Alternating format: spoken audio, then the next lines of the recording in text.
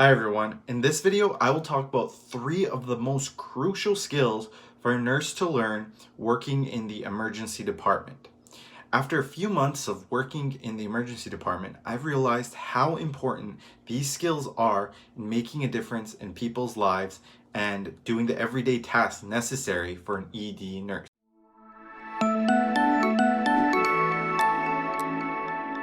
In this channel, I talk about all aspects of nursing, from pre-nursing to postgraduate programs.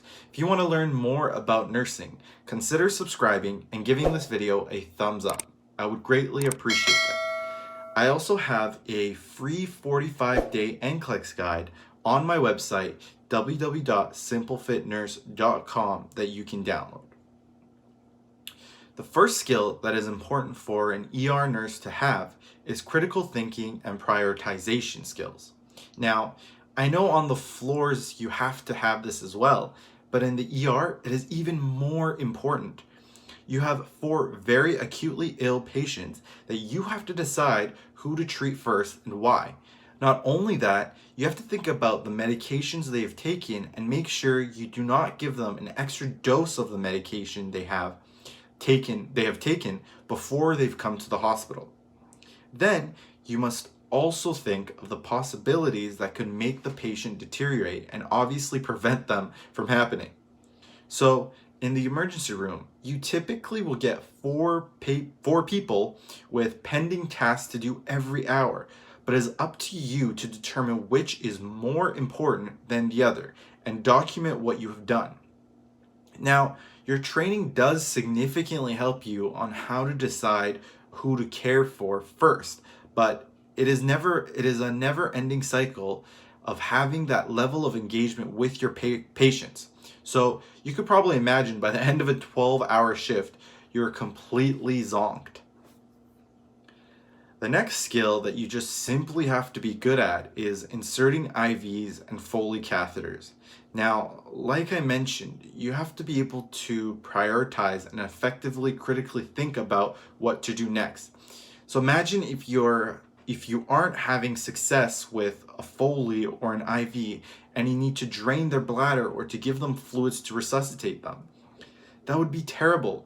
You need to do it quickly and effectively and move on to the next task. Otherwise, you won't have time to chart and can't help the next person, and you will end up being a never-ending cycle of being behind on both tasks and charting.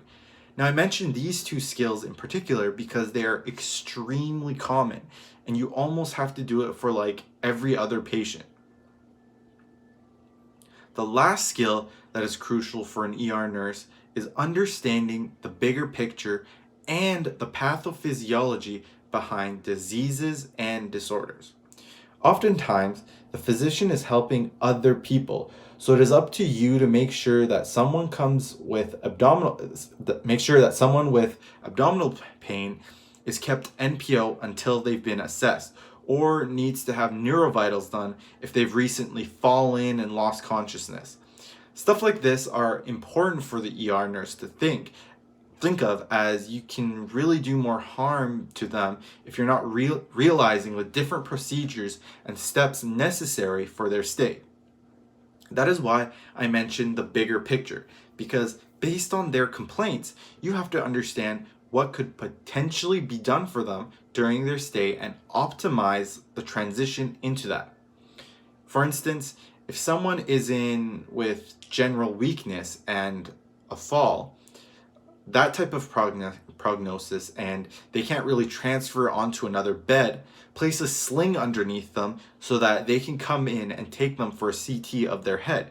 You do not want to have to go in there again and have to do all that, because that's just time wasted. Anyways, those are some skills that I think are very valuable to have for the ER. But I'm curious to know, if you work in other departments or other floors, what are the most important things that you must consider during your shifts? I hope you enjoyed today's video. Thank you so much for watching, and I'll see you in the next video.